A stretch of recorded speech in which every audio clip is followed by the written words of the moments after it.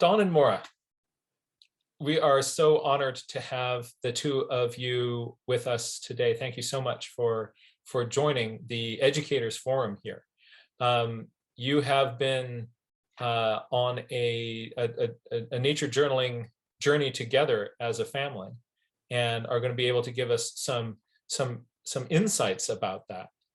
And maybe just for starters, we'd love it if you could maybe just briefly introduce yourself, say hello, and what you are passionate about, or anything that you might want to share by way of introduction about who you are.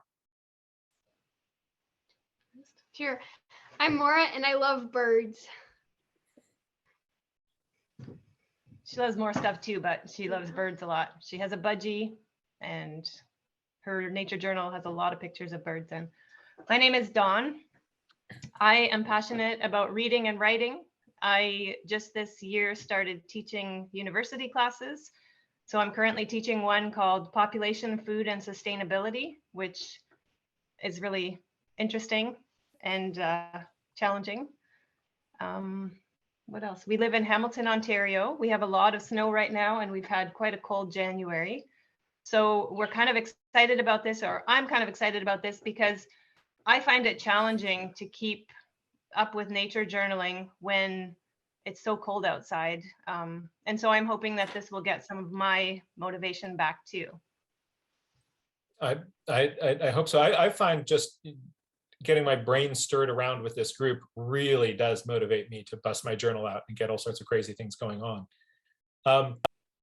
There's lots of stuff that we could explore today, but maybe I thought it'd be fun just to start maybe talking a little bit about the gear which we carry, because you have I know you have done some of your own kind of do-it-yourself supplies and kits, and turned part of just the process of getting ready to nature journal into a larger project. So would you like us to share our screen and show that part of the slides we put together? Sure. Is that the first part of the slides that you have? It's not, but we can jump to it pretty easily. Which one did you start with? Making nature journaling a habit. That's a better order, but I thought that it was in the other order on your slides, so I put it in that order. But that is actually a much better way to start the conversation instead of jumping in with stuff. Why don't we begin there? Because this is something that for me and for lots of people is a challenge. That sometimes, like when I'm in it and the habit is habiting, it's all rolling, and then sometimes I get stuck, and there's like the dust is starting to settle, and kind of getting yourself kind of the strategies for, you know, how do you when you get stuck, how do you get going again, and when you're going, how do you kind of keep it going? My friend Beth has this wonderful metaphor that she calls tapping the tire, which is sort of the analogy is that, you know, if you have a tire and it takes work to kind of get that tire upright, and once it's upright, that took a lot of energy, and then you start pushing it along. Once it starts rolling, it's taking care of itself, but you have to kind of keep, you know, every once in a while come in there and you keep having to tap the tire to get that to roll along.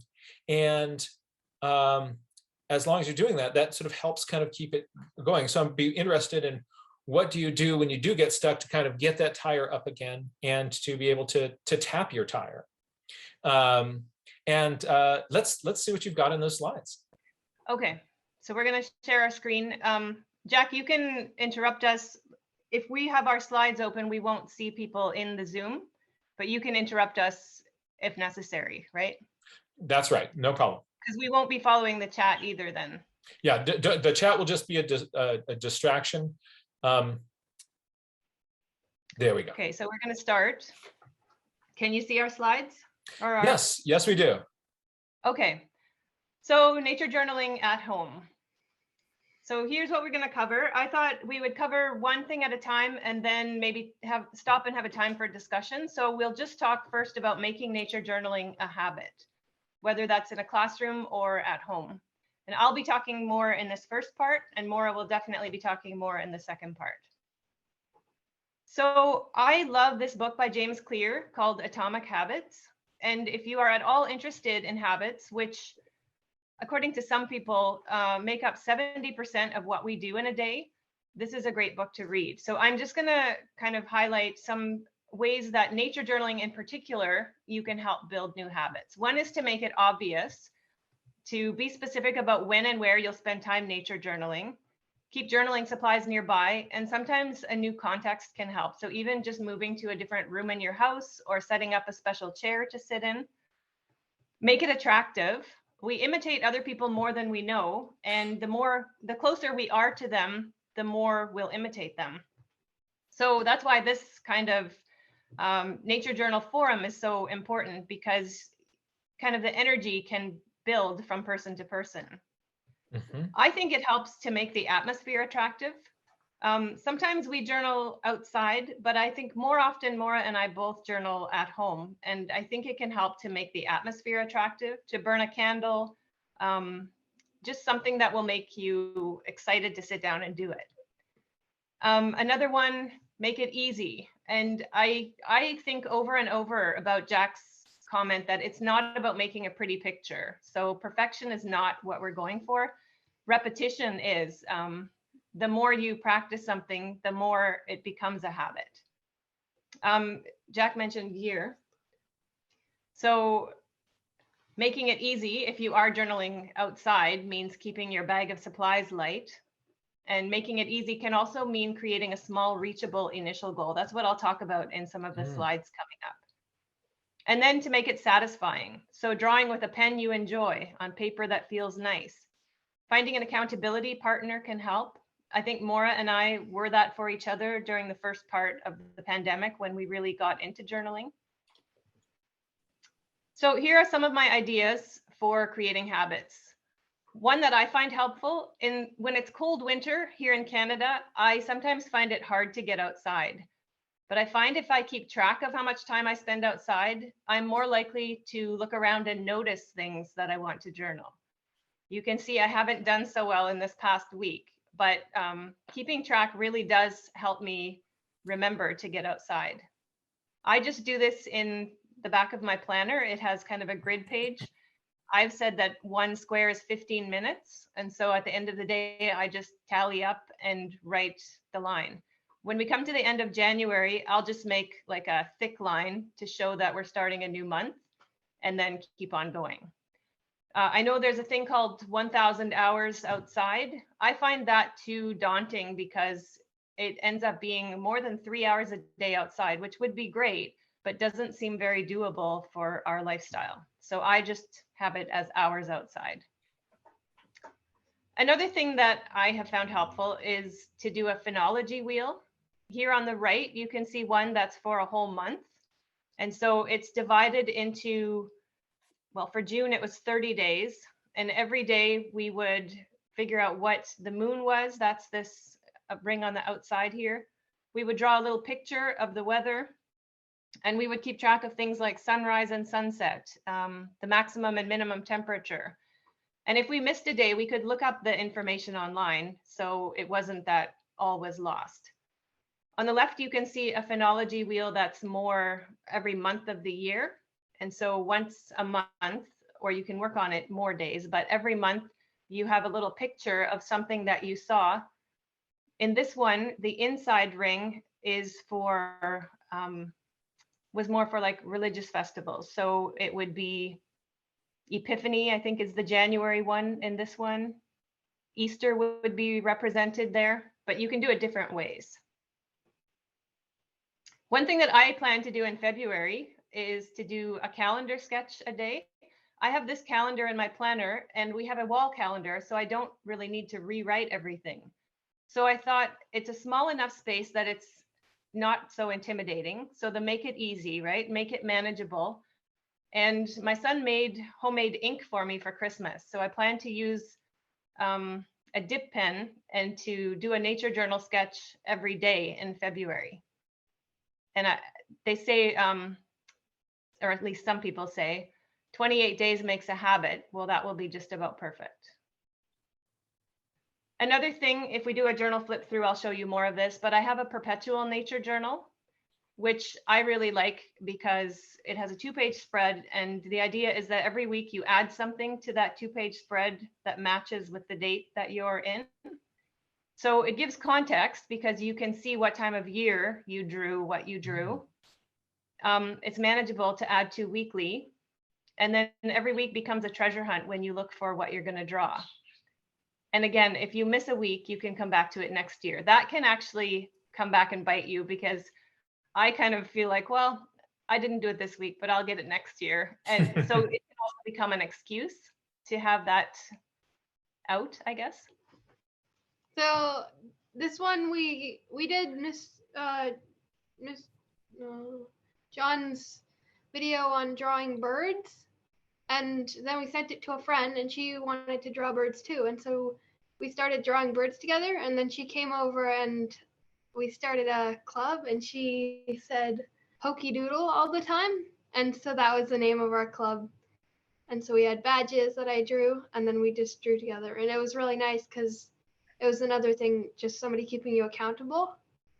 And it was just so much fun to just kind of chat while we nature journaled. It really was a lot of fun. COVID has made it so that we couldn't really keep doing it, but we really loved it while we could.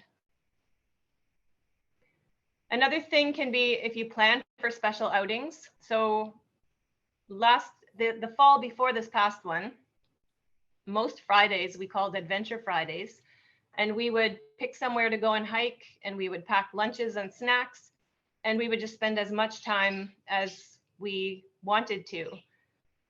We found a lot of things to journal that way, and it was just a really, really fun highlight of our week to do that. You can see the picture in the middle here is from one of our Adventure Fridays.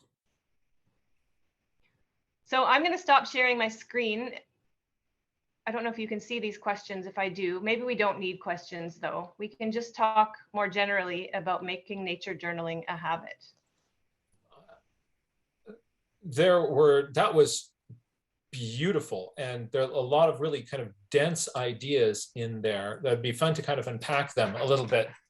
I'd love to kind of hear your thoughts about sort of the impact of you turned this into a social thing, where you've got like the Hokey Doodle Club, and you also turned this into just sort of part of the fabric of the way that the two of you, or you sort of interact as a family, so that it's not just sort of you out there on your own doing this, but there's the accountability and the inspiration of seeing somebody else's journal page that can motivate you. I was wondering if you could unpack those ideas a little bit more about sort of your thoughts about the power of doing this as a team.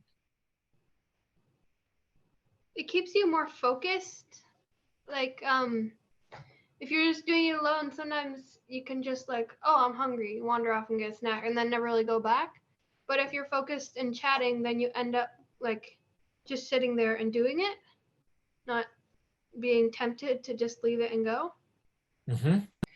Well, and for the Hokey Doodle Club, it was more fun for all of us when we were all together. When our friend came over, it just felt like more of an event than if it was just the two of us sitting and journaling together. We did that too, but and the same friend we invited on Adventure Fridays, and so then we had kind of two experiences, that we go on the Adventure Friday and then nature journal about what we saw, if we saw a great blue heron and like different things that we noticed about it and stuff.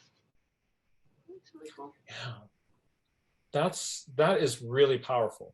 You know, the statistics are that if somebody on their own, for instance, tries to quit smoking or alter their dietary habits or start an exercise program, that most of us, you know, we just had the new year, and so anybody make New Year's resolutions, and how many people have already broken one?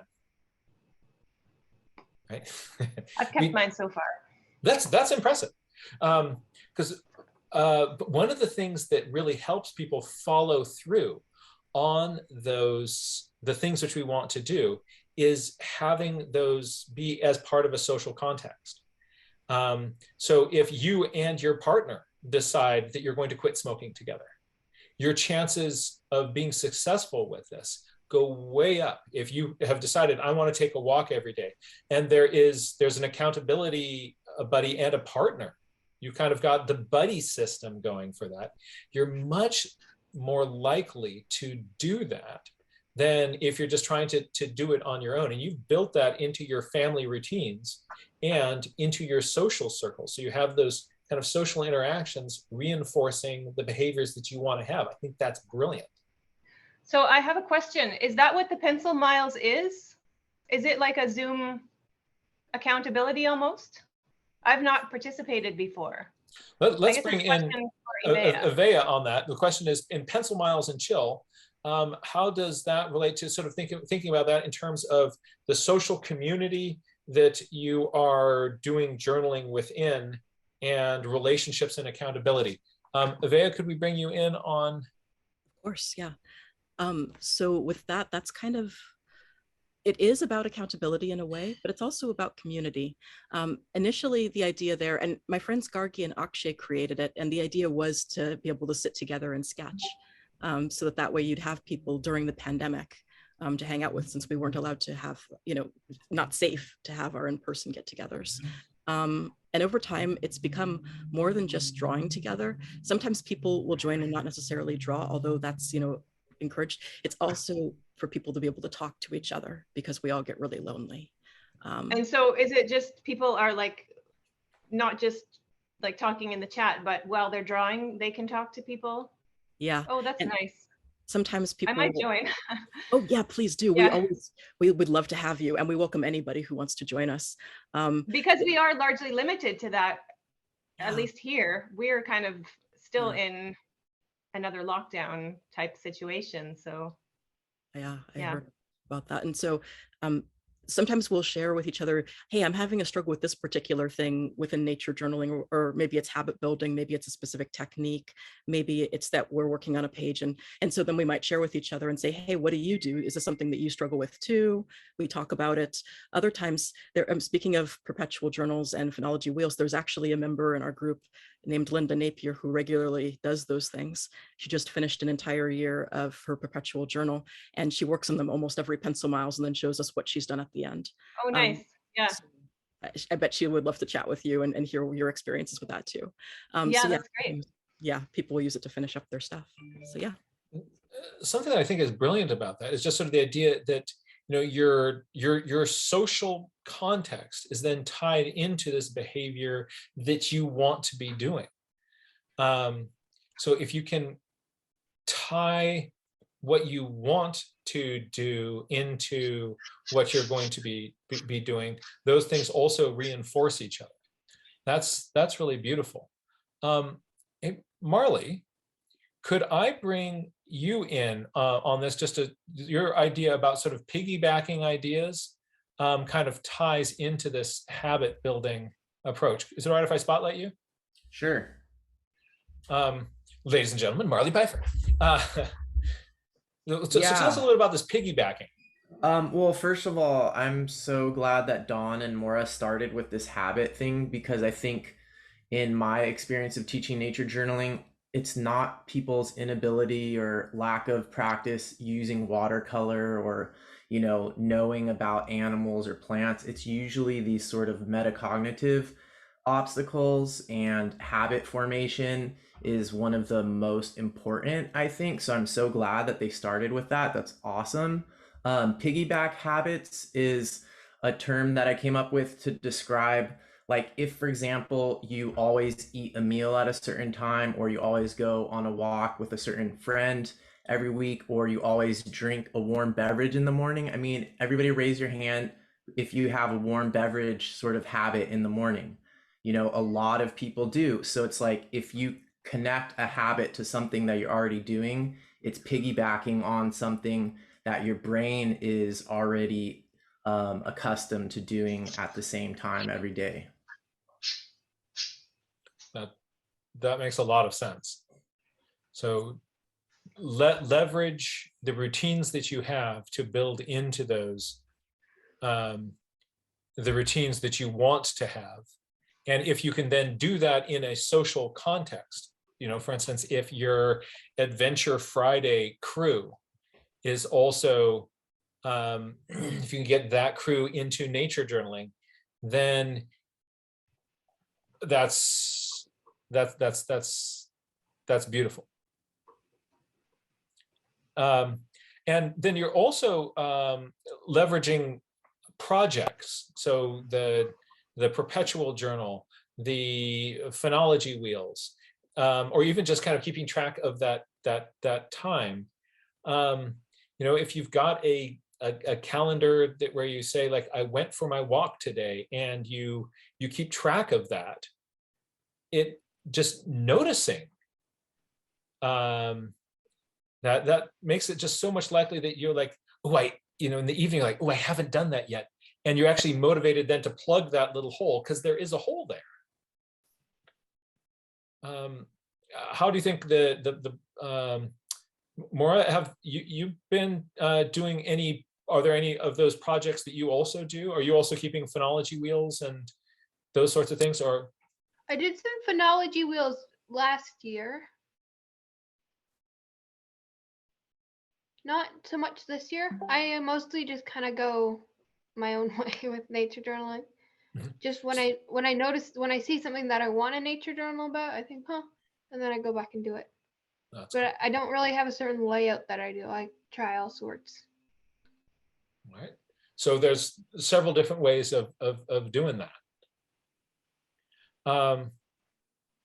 This might be kind of a fun place to kind of explore what you do put down on your journal pages, and sort of ways of representing information.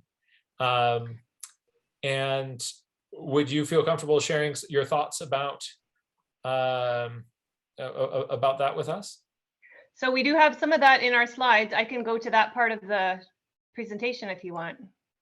Let's bounce over there and do like the gear at the very end. Yep, sounds good. Sorry to make you bounce around in your presentation. Yeah, no worries. It's pretty easy with that sidebar. So yeah, Mora's going to talk here. So one time I saw a bird, and then I did a whole bunch of small sketches on the left side. And that was fine, but it was kind of hard because it was in March and the ground was a bit damp. So I had a kind of trouble putting everything down and sitting there and actually painting. So I like sketched the bird and wrote down some stuff about it. And then when I was back home, I sat down and looked up a picture in a bird book. And then I drew it from there just to get a closer up picture. But then I still had my little sketches.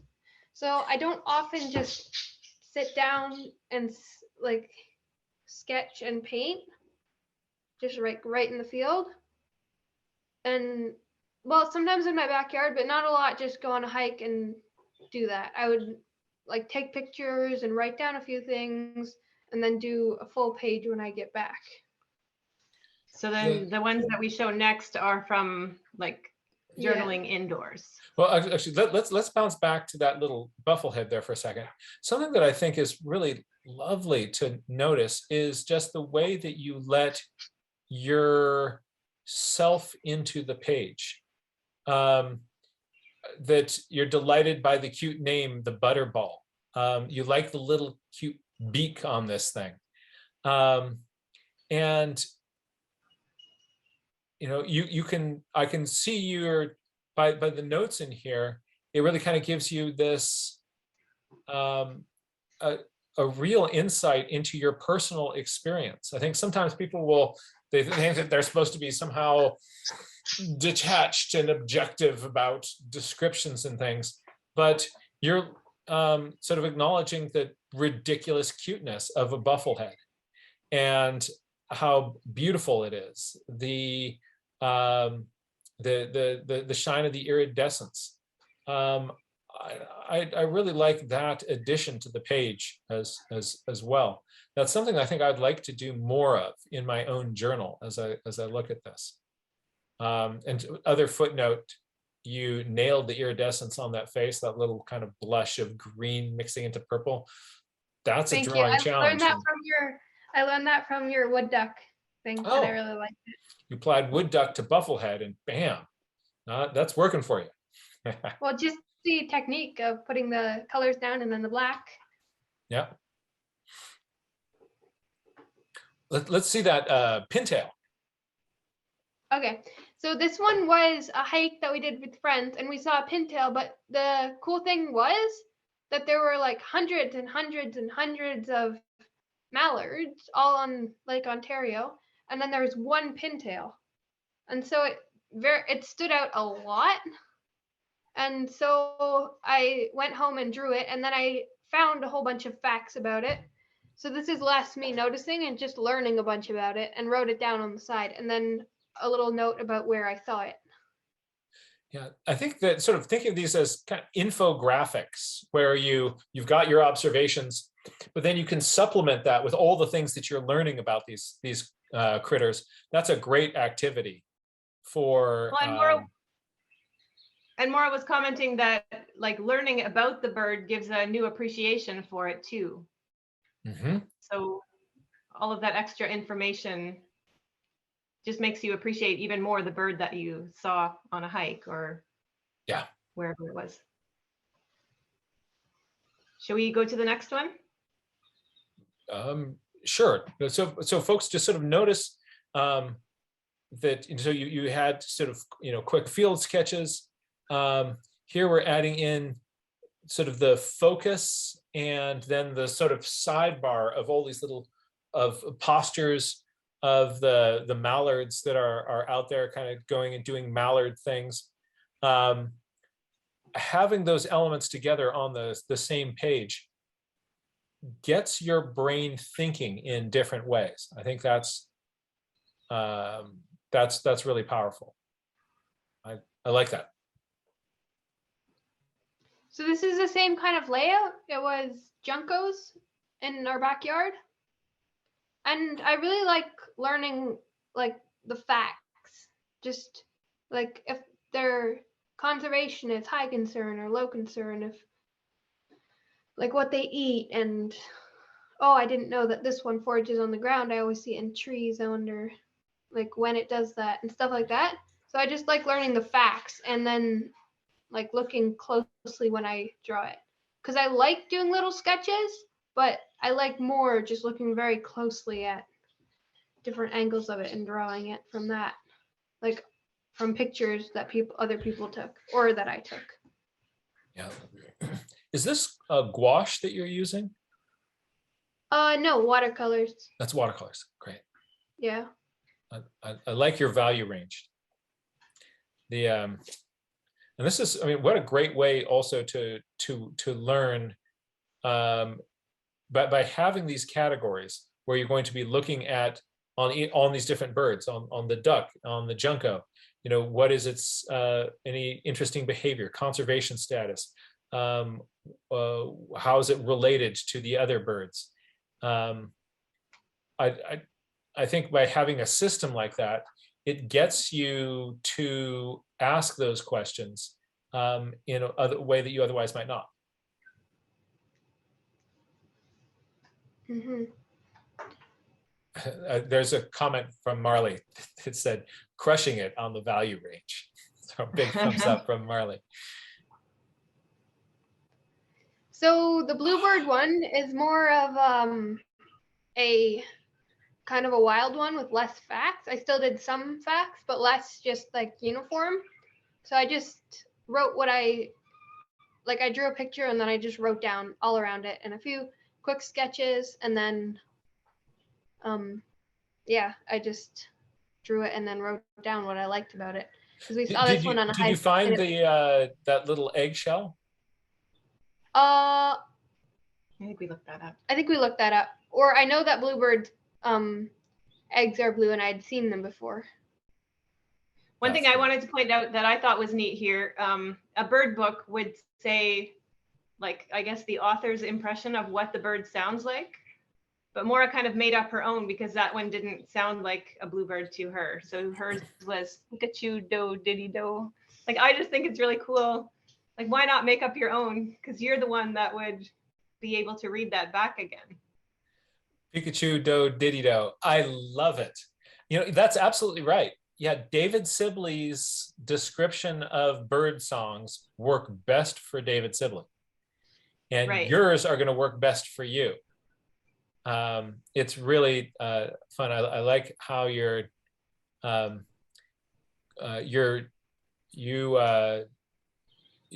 write the songs that make the whole bird tweet. That's great.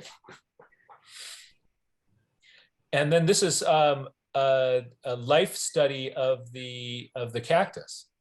Yeah, we got little cactus, and I didn't want to go outside, so I just was looking for stuff to draw, and I found cactus, and I was like, hey, it's fair game. So I drew it, and then a neat thing was that I looked at it under a microscope that we had, and sketched from under a microscope. That's why those little glockids that you get in your finger are so hard to get out of there because of those little bars. Yeah, and I even wrote that down. I wrote that down in the corner. Oh yeah, I see those sticking out of your finger there. That's right. I tried to pet my cactus. Not a good idea, but it looked fuzzy. That's so true. See, isn't this you're letting your your sense of humor and your experience come into these pages. That's really cool. That's really fun. So that's the last one that we had put in. And then we just had a few discussion questions. But we can open up discussion for other things too. Should I just read these questions and then we'll stop sharing? Sure. So these were questions that I had. What works well when encouraging students to be open and creative with nature journal layouts? What do you find most challenging in this regard? And how do you address the fact that a finished journal entry won't look quite like you imagined or hoped it would? Yeah, well, something that you had mentioned earlier was when you were talking about to make your habit attractive to you, was to find people who inspire you. That was one of the ideas that you had written down, so you can see examples of things from other people. What do you use as sources? What do you use as sources of inspiration for helping you kind of spot some new directions? Like, ooh, I want to try that.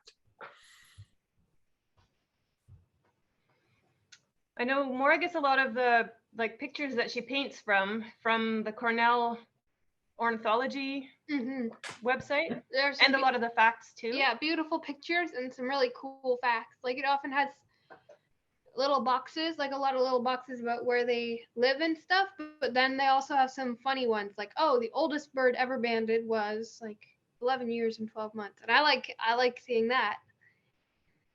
But as far as like inspiration for journal pages, like I think we have all of your books, or at least 3 of them. And I mean, they're a big source of inspiration. You have several bird books. Yeah. Do you ever browse the Nature Journal Club for strategies of like, oh, I want to try that? I don't think we have. If somebody puts a link in, are we going to have access to the chat after? Because we're both like, oh, we want to read what people are saying. Yes, at the end of this, you'll be able to save the chat to your computer. So do you know about the Nature Journal Club? I'm not sure we do. Oh, ha! All right. I'm afraid that this is going to just, be an incredible time suck, but it will be really, really useful. There are a lot of problems with Facebook. Yes.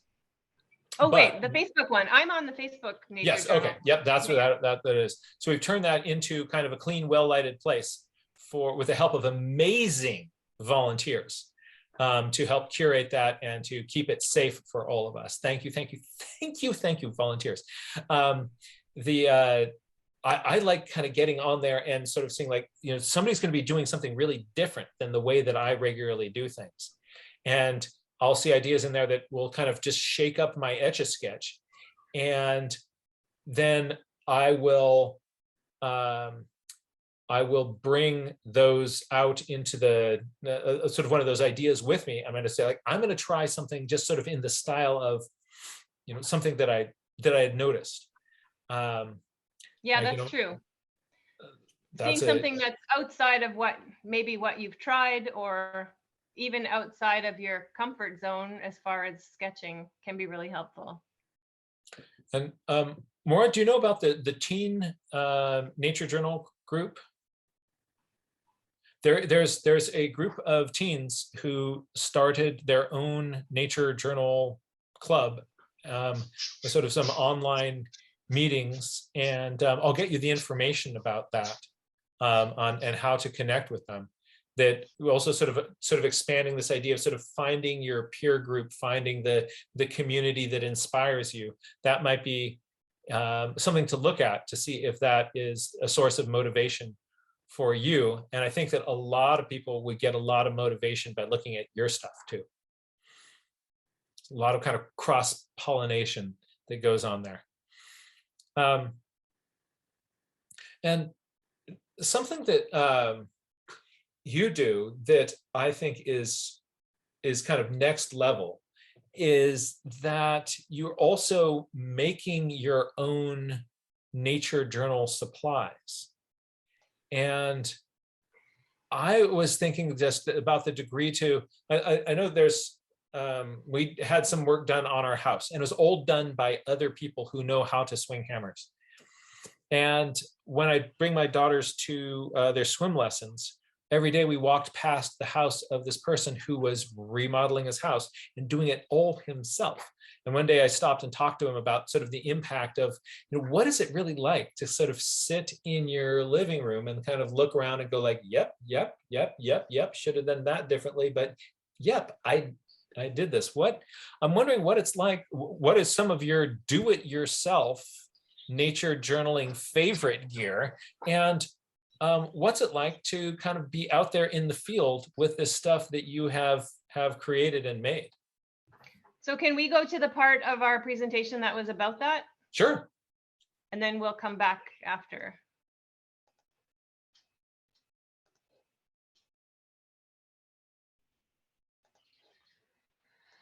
Okay. All right. So why, here, you can do this. Go ahead. Why would you want to make some of your own supplies? Well, it can be less expensive. It can. Yeah, this one I put in, it can incorporate handicrafts, which for people who do homeschool, I know the Charlotte Mason approach, there's a real emphasis on the importance of handicrafts and of working with your hands and learning to do crafty things. And so this is one thing that you could incorporate. And I love working with my hands. It's very satisfying to use something that you made yourself. Oh, like 100%. You just feel proud of it more than just satisfied with it. And resulting products are personalized. You can make something that is like 100% what you wanted, and it won't often look like exactly what you wanted, but it will still be like. And sometimes you'll like what ends up better than what you had initially planned. Mm-hmm. So we have a few things to show. So I made a book, that is the left one. It's my nature journaling book. And I am not sure exactly why I wanted to make a book. I just did. And so I found a strip of leather and sewed pages to it.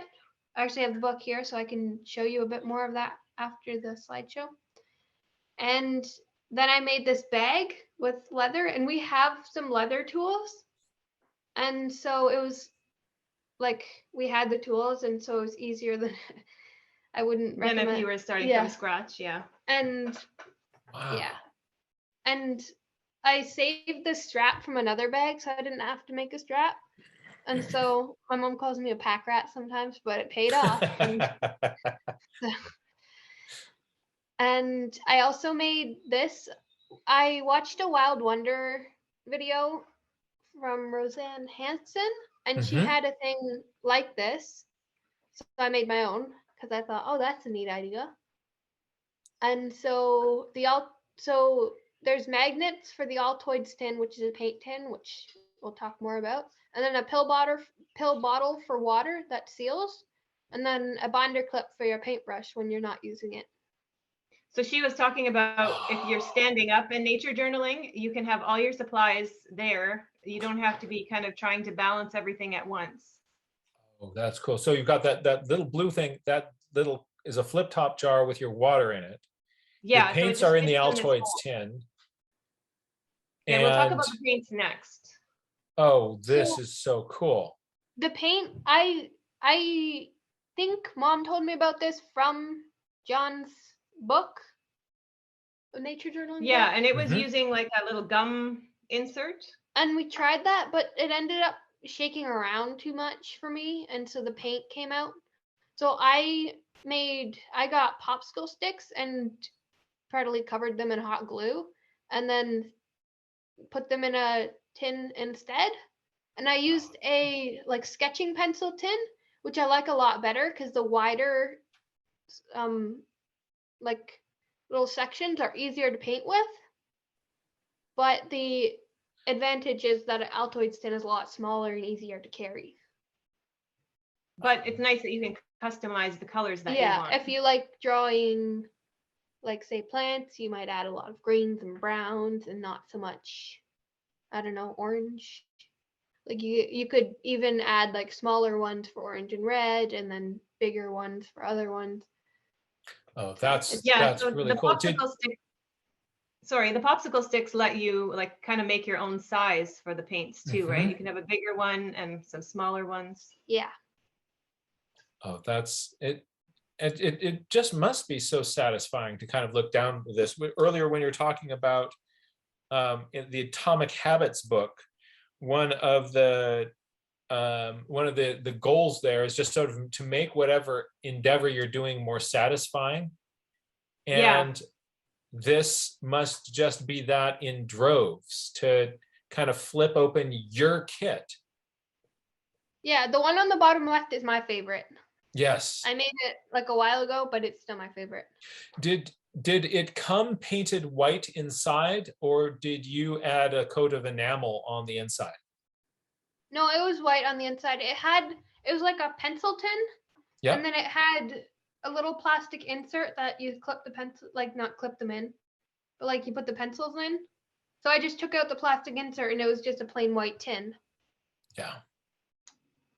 Oh, I love that. I love that. That is cool. And then there's also that whole kind of fun process of, how many, what are my favorite colors? Yeah.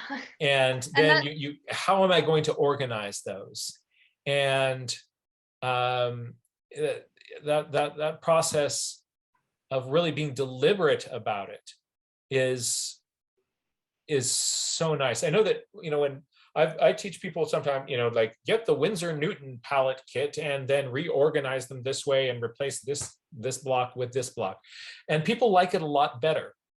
But this is, several steps even beyond that, where you get to figure out, do I want to make all these the same size? Do I want to make any of these half pans? You can modify this as you develop. This is really cool. And it's very easy. Just, I ran out of white, or white is getting low. Just squeeze a bit more white in and let it dry. And then you have more white. You don't need to like let it run out completely and then buy another one if you're using Winsor and Newton. Do you have a favorite paint color?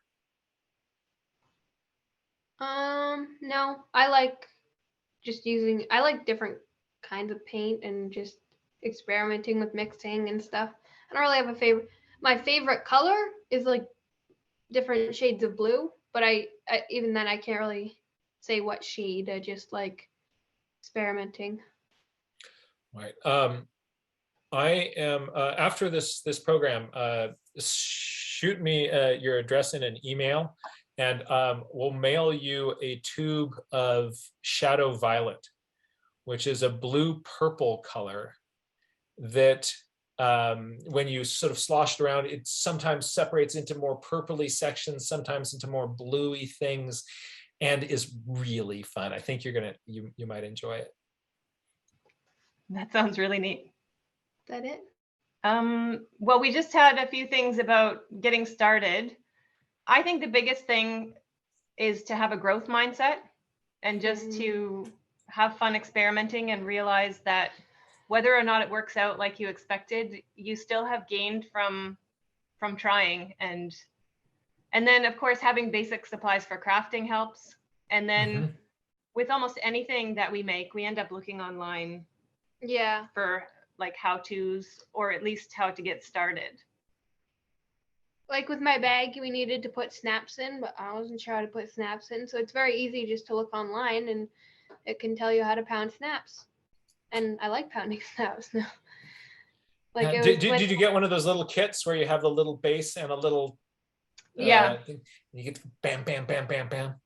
I got one of those for I bought a telescope, and it had these Velcro things that would flop apart. And so I got myself a snap kit. It's very satisfying, and I'm just sort of thinking, when I kind of look at that scope and I see that like I have snaps here, it feels really, really good to me that I put snaps on my thing. But looking at the bag and having that be one that the whole bag that you'd made, I mean, that's next level. That's really cool. That's really, really cool. What I would love to do is to open up this discussion here to some of the people in the community. If there's anybody that has, or is there's something else that?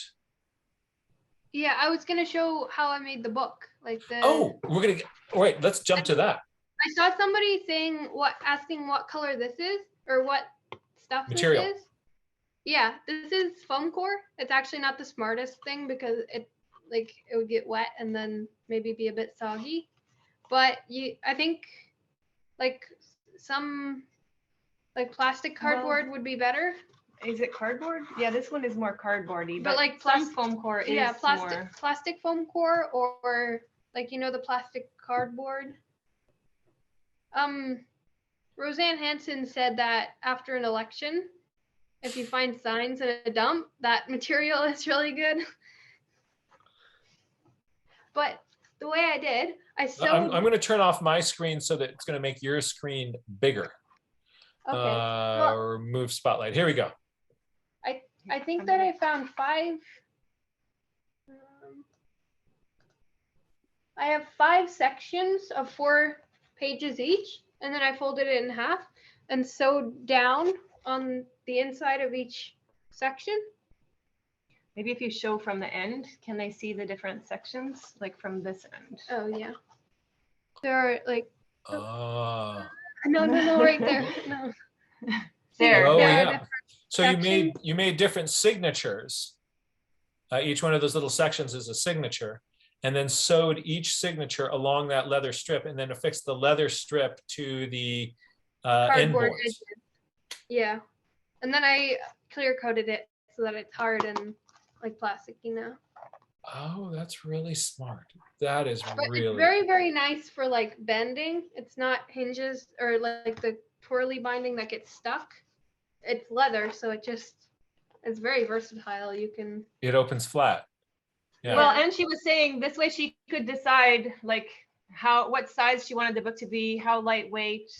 You have a lot of say into. And now that I have that strip of leather, and I can just take out the pieces and add more. And what is clear coat? What is the clear coat that you're putting on? I think it's like just Mod Podge kind of. Yeah, it's just a clear gloss. Yeah. Like yeah, Mod Podge. Yeah, it's like almost like white glue. So I'm just sort of thinking that kind of around your home, you've created the craft version of, you've got a maker space going on. You have supplies for crafts that are on hand. Can I And show you my bag more? the what? The bag? We'd love to see. Okay, I need to go get it. That's We'd my love to favorite see thing that. that I made. Yeah. So yeah, just the idea of putting around your environment more stuff to make stuff with, and Yeah. giving yourself permission to tinker. And That's time. cool. And saving things that you think might be useful. Yeah, that's right. The pack rat. Yeah. So it has 2 pockets on front and then 2 on the ends. And then Oh, one yes. main one and one smaller one. And the Oh, pockets and the bag itself have kind of a like a third dimension, or Yeah. not the front one, but this one does. Yep, So so it has a little piece sewn all around to give, so you can fit more stuff in it. yep. Because a flat pocket, you couldn't really, it would just bulge too much. Yeah. And what do you usually put in the outer pockets? The outer ones. Well, I stuff kind of snacks and like bits of paper towel for painting and sometimes erasers and probably anything. Yep. Just like little things that are not super duper important, but you still want to take along, like a sharpener or. And then the main pocket, I put a bird book and my nature journal normally. That's really cool. And it fit- That's beautiful work. And I made my nature journal and my bird book fit exactly side by side. Yeah, so Ah, even the bag, she could make custom like sized. I love it. I absolutely love it. So a couple years ago, sorry, Yes, I was please. just going to say a couple of years ago for Christmas, I made kits for each of the kids to make a pencil case out of leather. And so I had bought leather tools and like punched holes and gave the right number of needles and thread. And so we had the leather working tools because of that. And so Mora also had a little bit of experience working with leather from making the pencil case. Is this an awl that you're? No, it's like almost like a little fork. And so you just kind of hammer, depending which fork you use, like it might have 4 little holes punched at a time or 2. Yeah, it's pretty. Oh, so you're methodical. punching the holes and then you're lacing through those. Yeah, and Well, first you want to punch all the holes and then you come back and do the lacing. At some points in this, I had 3 pieces of fabric or leather that I had to go through, because one for this side, one for the like the edging, and then one for the pocket. So I had to pound through all 3, but it was at times it was not fun. Oh, this is so cool. You know, you're making the world that you live in, the things that you surround yourself with, the people that you surround yourself with. You're being intentional about this, creating the community and the resources that are going to inspire you to be what you choose to be, instead of just responding to stuff. This is just wonderful intentionality about I'm seeing it in the stuff that you're equipping yourself with, and the choices that you're making of how you're spending your time and who you're spending that with, where you're spending that time. Is realizing that the more that we can think of things as choices, that empowers us to you've taken control of those variables in your life, and you've got a really cool thing going on here. That's beautiful. That is absolutely beautiful. I wish San Mateo was a little bit closer, and I would love to go join you on one of these Friday adventures. Yeah, you should. You should. Oh, that would come. be really fun. We could. There's a really cool old quarry that we found a really big great blue heron. We should go there. All right, we should go there. And Billy Joe, since you're in the neighborhood, when at some point, I would really love to make that happen. That would be so cool. What I'd like to do is to open up a conversation with some other people in the group if they have questions and thoughts and ideas inspired by what they have seen here. So if there are people who want to share something, what you can do is you can just raise your paw like this, or use the raise hand function, and we'll bring you into the conversation here. Is there anybody that would like to share thoughts, comments, and ideas? We're gonna go from the cold climate of Canada to the island of Hawaii, and join Kate here. Let's see. We're going to add Kate into the spotlight. Hey there, Kate. It's great that you could join us. Welcome. Aloha. I have a question for you guys, because my daughter, after many years of me doing sketches and stuff and not super being excited about joining me with it, has said, I want to go with you, Mom, on a nature journaling adventure. And so I guess my question is, like, how do I not get overly excited or overly, because I've done a lot of classroom teaching. And so I'm of that mindset of, okay, this is what we're going to do. And this is the next thing. And let her have, asking both of you, like, how do you manage that independence and that guidance with that mother-daughter relationship?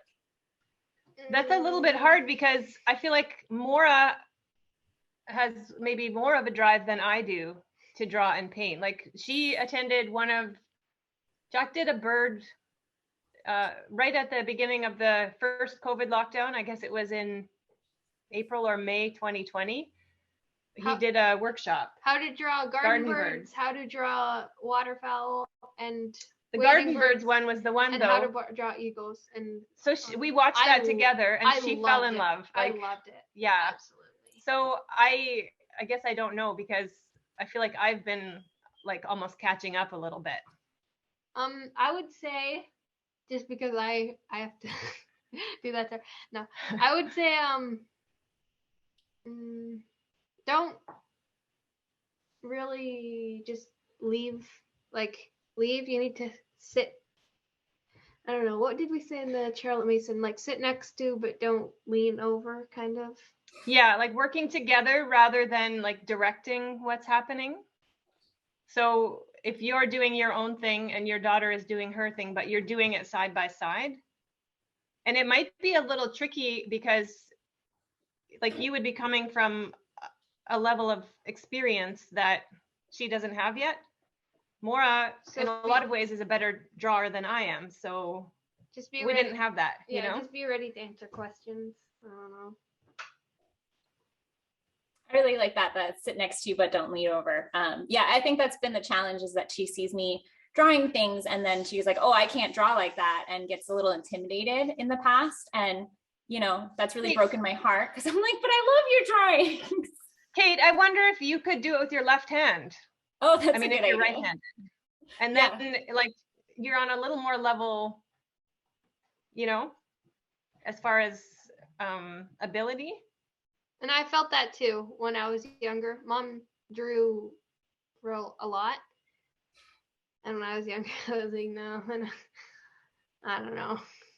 It just doesn't really feel like I want to draw, because I don't know, it's never going to be that nice. And then, or maybe being very intentional about making it messy is not the right word, but like almost stream of consciousness, Yeah,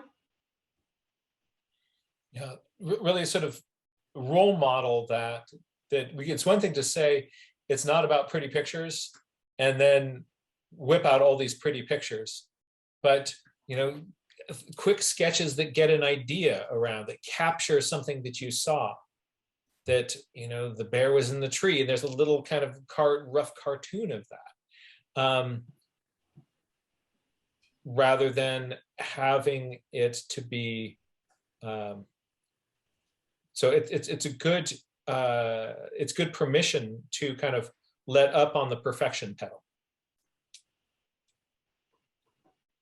That's a wonderful thought. I'm so glad you asked that question, because we just, that idea of sitting next to me but not leaning over. What is the so how do you say that in, what is the full quote from Charlotte Mason, if we? I don't know. I just that just came to the top of my mind. If I that just remember- came to your top of your mind, that is profound. That's a beautiful, beautiful thought. I just, I'm going to bounce over to my gallery view, because I'm just kind of curious. Just by show of hands, did anybody, when that came out, did you also write that down in your notebook? All right, so more than half of the people who have their cameras on right now just put up their hands. That's next level. That's really good. You know, ooh, that's going to resonate. That's going to be the piece that I'm going to be chewing on all day, and perhaps for the rest of this week. Because that's oh yeah, that's good. Any other thoughts about when Kate brings her daughter out to go journaling together? What you do to make that an experience that I'd want to do again? Let her have some nice Supplies? yeah, supplies. Like the supplies matter a lot. So Mm-hmm. yeah.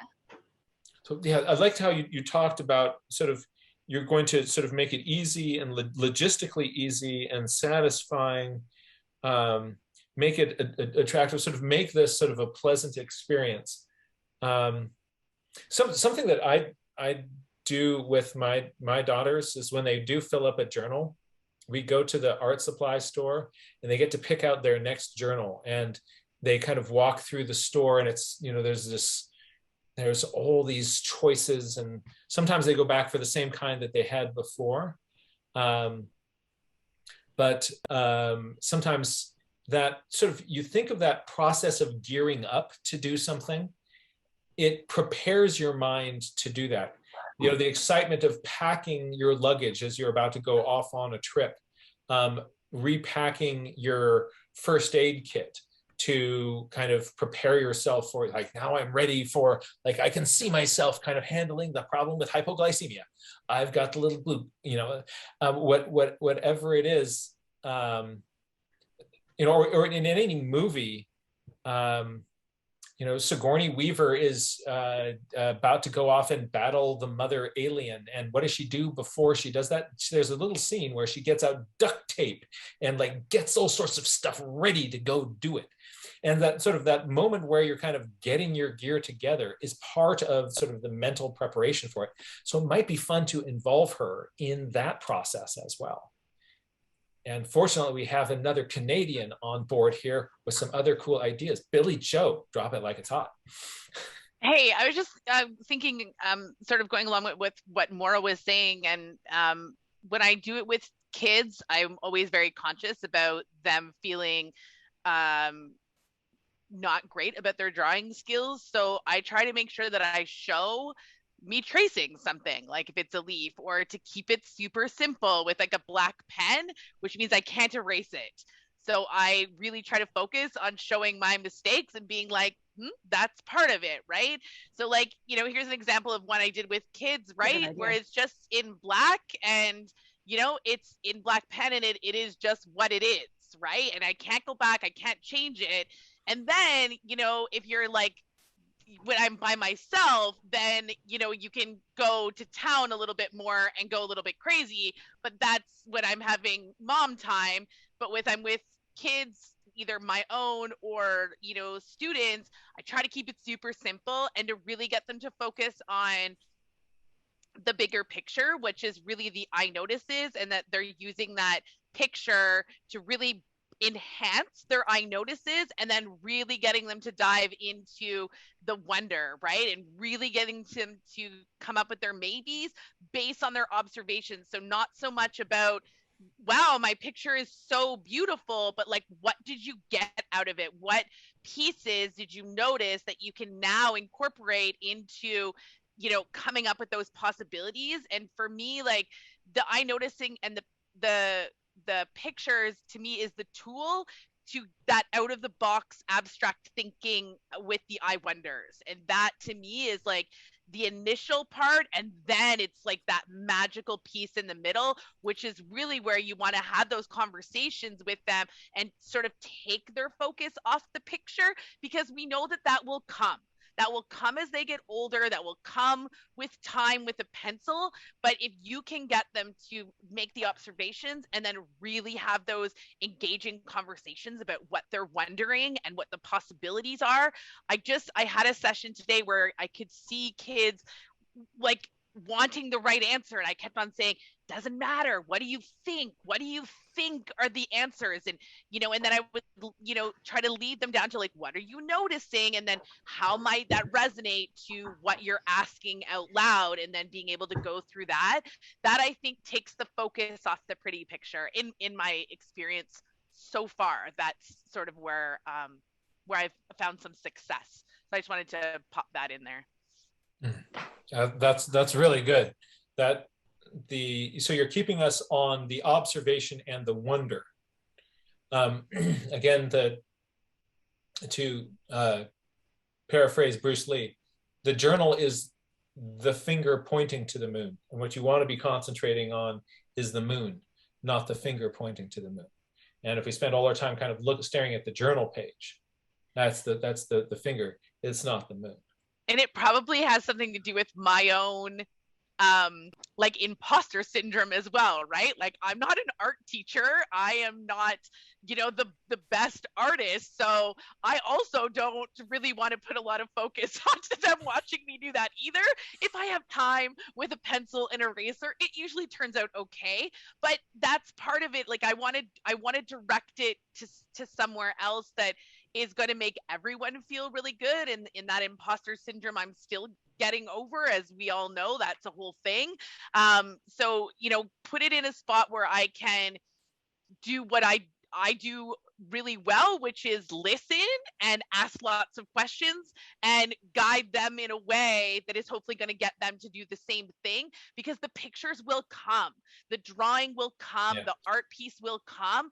But man, if we can get them out of the box thinking, like, that to me is where, you know, lots of other awesome things are going to happen. And then if we can get them out of the box thinking, then hopefully we're building confidence that will then allow them to take more risks with the art as well, which I find myself, like, I've started to be like, I'm going to try it. I'm going to give it a whirl. I'm going to try this. I'm going to see what happens, you know, building up my own confidence. I mean, I drew when I was a kid, but I haven't in a really long time, until the last year or so. And I was like, this is why I liked this when I was a kid. And so getting myself even back into that, you know, mind frame as well has been helpful.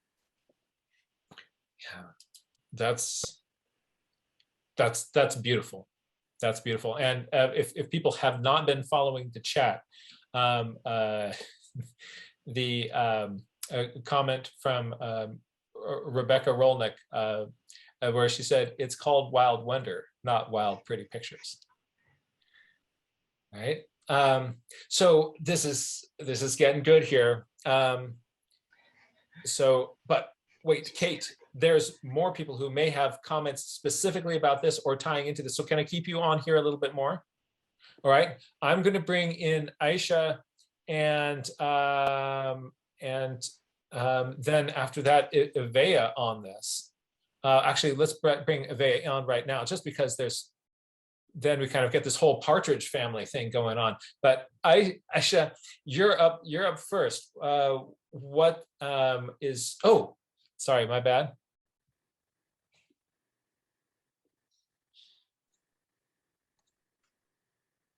Okay. Yep. Yes. Oh yeah. The thought that came to my mind, and I don't know, I kind of want to toss this out whether anybody thinks this would work as a parent-kid activity or not. I just started wondering about, and I guess again, it would depend on your relationship with your child. It's always so different.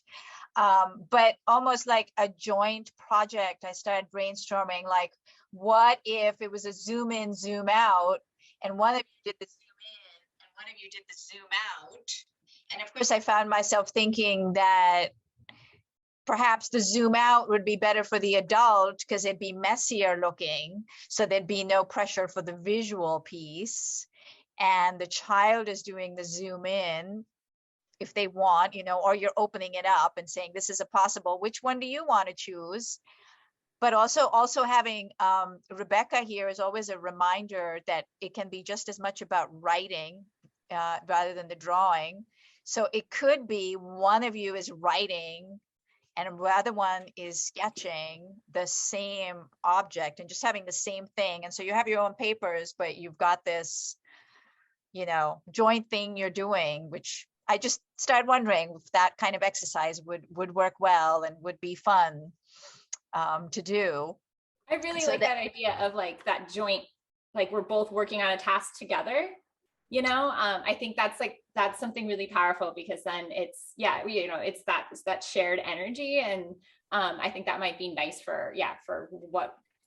And if you're taking different pieces of it, there's no comparison. Exactly. Yeah. Yeah. That whole idea of together or sitting next to me but not leaning over, that sort of pulls into that again. Just a kind of a quick story on that. Yesterday, little Carolyn, 8 years old, she is in the she's probably right now is in the semifinals for her school for the Scripps Spelling Bee. And so she wanted to study spelling words with me.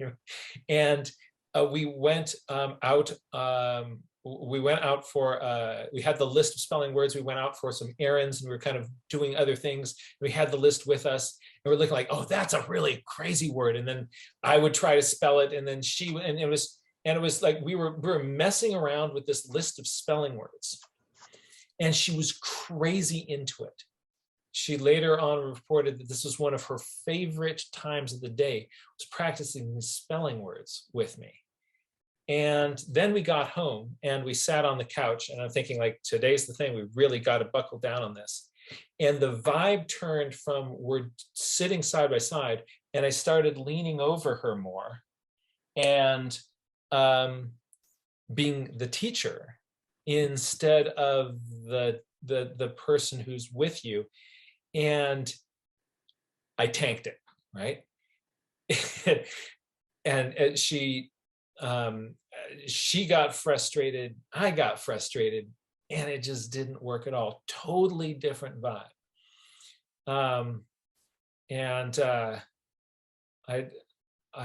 Yeah, that's a lot of things sort of seem to be coming back to that.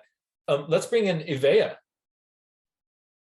First of all, I think you just gave me my parenting tip I'm going to work on for the rest of the year, Jack. So thank you. This is going to be fun. But what I was going to say was that I had some ideas, but first I had questions for you, Kate. I read in the chat, you had said that your daughter is more into investigating the framework of the world rather than drawing the pictures. You said that, right? Yeah.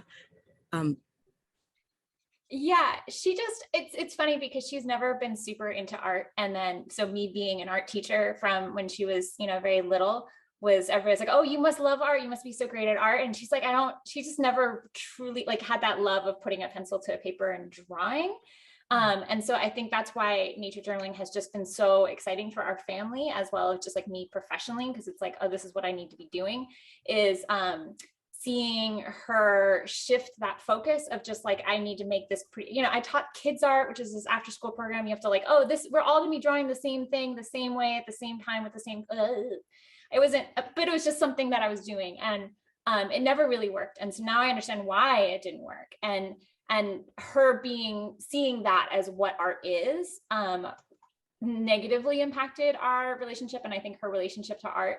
And so this is more about like, we're going to go out and like look at all the cool things in nature and then see different ways of capturing and documenting it, you know? And so when I took the, you know, and I took her little group out, and she was like, they just didn't take it very seriously.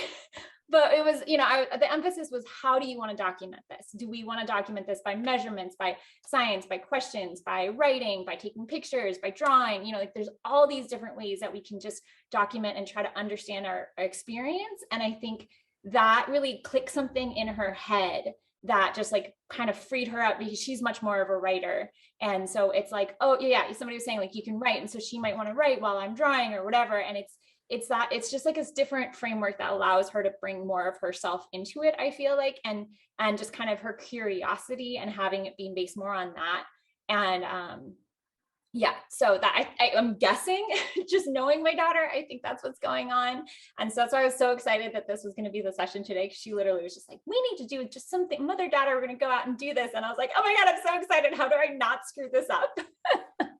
With like the vast amount of excitement I have about it. And so really appreciate everybody's your input. So that's wonderful to hear. It sounds like that this is completely like excitement fueled, which that is the best.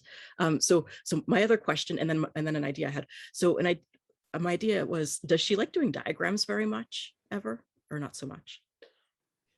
I don't know. About because you mentioned about the framework of the world, so that seemed like it might be an interesting way for her to tie that in, if that's a thing that. But the other thing I was going to ask is that what sorts of things in nature has she found exciting so far, and then also what sorts of ways is she documenting? I know that you said that she's more of a writer, but has she been experimenting at all with either drawing or the numbers? And also, what seems to be exciting her the most that might be new? I'm curious. So far, like she has been drawing, and it's just kind of, when you turn around and you see something and you go, wow, that's cool. Actually, I might have it. No, it's not in this journal. I have like 5 journals. Does anybody else have that problem where you're like, oh, this is the journal I take to the beach, and this is the journal I do, you know, for my nice art. And so I never have the right one on me. But yeah, she just like anything that's like cute is a huge one. So like tiny little, like, you know, so you're saying like big and small, I might draw like a big fern, and then she'll draw like a little tiny baby fern. You know, anything like that, or just anything, you know, big landscapes, like the mountains here are just beautiful. And so trying to encourage her to try to, you know, I've just been like, here, just draw it. Like, you like it, draw it, you know, just see what happens. And so she has done that. And so we did do a shared nature journaling at the beach, where we like, you know, we found something, we take turns drawing and writing a little bit. And so, yeah. But now she's like, but I want to take it seriously now and do this, because she is an A student. And so it's like, but you know, it's also pulling back from that sort of energy of like, I have to do this perfectly and take it very seriously. And it's like, how do we keep that sense of play and that sense of just like teamwork and camaraderie and doing something together? Is she the sort who gets excited when you say, hey, want to learn a new skill, or want to learn a new tool, or I don't know, just asking questions, trying to get a sense of what she likes? Yeah, like I was thinking if she likes the numbers, I just put it in the chat, but I was doing the comparison activity. It was the second time I had done nature journaling with this class today. And so I just said to them, like, split your page in half however you want. You can do it with a squiggly line or whatever. And as we were going on, a kid puts their hand up and they were like, can I do a Venn diagram? And I was like, yes, you can. So, I mean, like, clearly that kid is like a math and numbers kid. And I was like, yes, like that wasn't even something that came into my thought process, but I was so excited when, you know, this grade 4, 5, you know, they were in grade 4, 5 as a split class. And I was just like, yes, that's so exciting. So again, thinking about, you know, what interests your kid, that might be like, hey, have you ever thought about maybe trying it with a Venn diagram? Or do they like collecting data? Then be like, oh, you can collect it with tally marks and then put it into a bar graph afterwards. And, you know, so again, less about the picture, more about collecting some data, which is all nature journaling too, right? So I also noticed that Rebecca has her hand off, so I'm gonna pull myself off and get Rebecca in here, because she always has awesome things to say. And then I only had one more thing I was going to add, and that's that what you said to her earlier, where you just were like, you hand her the journal and you say, you like it, go for it. If you're worried about not messing it up or whatever, keep that attitude. I'd say, is just to keep the whole, you like it here, and that kind of thing, because then you're showing her, and the thing is that I don't think that you can mess it up, because you're her mom and she knows that you love her, she knows that you're encouraging her, and just having that, I think, is huge. And so I think it's one of those things, you'll play it by ear, but notice what she's into and just encourage her. And you already do that. So I think that's that's really it. And yeah, just, I'm really looking forward to hearing how it goes with you. But yeah, go ahead, Rebecca. And also just remember that one of the things in the outer pocket of Mora's leather bag is snacks. Snacks are very important. So we're going to be wrapping up this discussion fairly soon, but we fortunately have I want to really pick the brain of Rebecca Rolnick on this, and we're excited to hear your thoughts about this specific aspect of what we're talking about, or if you have other comments that sort of generally weave through this larger discussion. We are really excited. Yeah, so what everybody was saying just now gave me a couple of thoughts that I think something that you can do is just having your own toolbox of different nature journaling tools and skills. Like I think it was Aisha was saying, like the zoom in, zoom out. And then somebody in the chat just mentioned the My Secret Plant activity, which I was also going to suggest. That's a really fun one to do with another person. And having like Jack's book, How to Teach Nature Journaling, has all of these different activities in it, and the nature journal connection. And the way that they're written in the book is like a lesson plan. Like if you were going to teach it for a class or like a club activity, and you said you're trying to get away from that. So I think that's something that maybe you can do, is just to be really conscious of not like, I'm going to teach her an entire lesson, but having these different tools, like, oh, here's how you make like a web of mysteries and possible explanations, or here's how you do zoom in and zoom out. Here's how you like make a diagram of something and try to figure out how it works and pretend that it's like made by fairies or something like that. Just like all these little tidbits from the book, and then you can use them yourself. And then when she's like, oh, mom, what are you doing? Then you're like, oh, I'm using zoom in, zoom out. Or you could just say it out loud, like, oh, interesting plant or whatever. I think it would be fun to try using this to document it. And then just not like teaching it formally, but just, it's just kind of there. And so that's my thought. That's good. So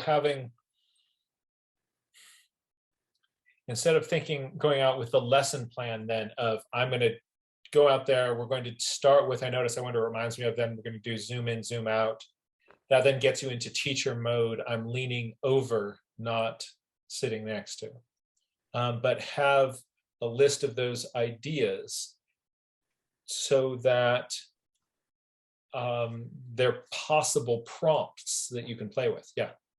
Yeah, and so then you can like for you yourself, you're thinking, oh, what tool would be most relevant to this phenomena that might be interesting for me to use, and that it's just more organic, like based on what you find in the moment. Yeah. And then I was also thinking that, you know, the book How to Teach Nature Journaling, it is good for teaching nature journaling, but it also is just good for, here's how to do a nature journal activity that's, you know, not really shown in Jack's other books, even if you're not teaching, like just for yourself, even if you're not teaching. So I just thought maybe even if you have that book, you could show it to your daughter and say like, hey, this book has all these really cool activities. Like, do you want to pick one for us to try when we go on our adventure?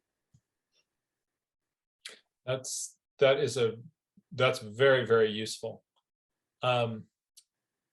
The last 2 pages of the current edition of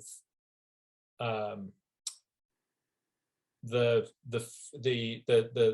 Laws sketchbook that I've created, the little, I made a sketchbook with a bunch of blank pages in it, and there's some resource pages in the back.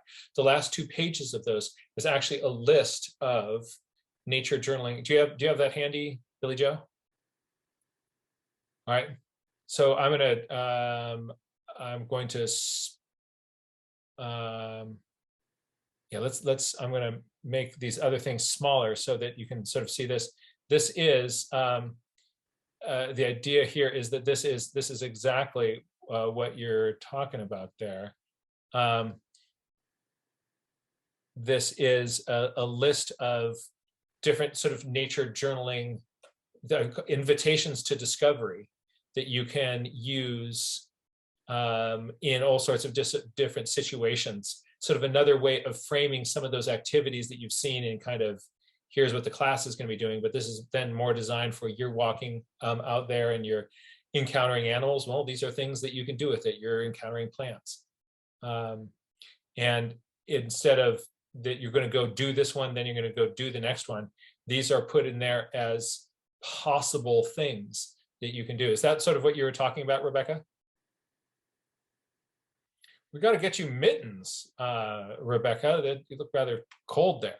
Fortunately, you've got your Hufflepuff scarf.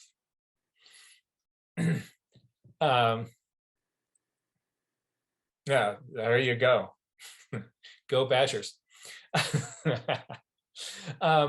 So let me grab Dawn and Mora here. To be respectful of everybody's time, I know we've actually gone 40 minutes over our 1-hour workshop. I want to thank both of you so much for being here with us. This was incredibly rich and motivating, and has left us all with food for thought. I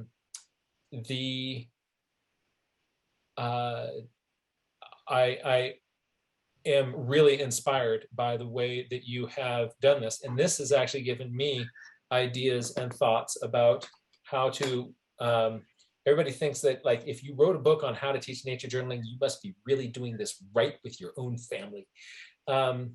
And sometimes I think I am, and other times I think I'm really not, as case in point with the spelling bee practice, right?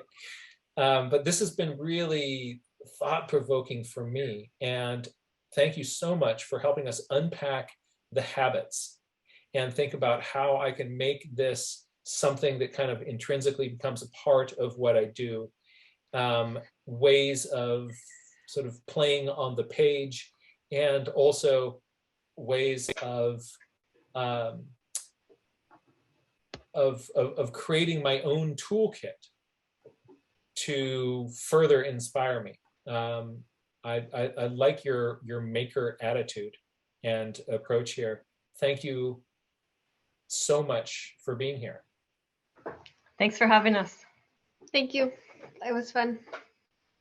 I'd also like to thank my co-hosts, Billy Joe and Evea Moore, and to the whole community, who we really got a wonderful collection of thoughts and ideas there. I'm going to suggest to everybody to open up the chat right now, and you'll see in the bottom right-hand corner of the chat, there is an ellipsis. There are 3 little dots.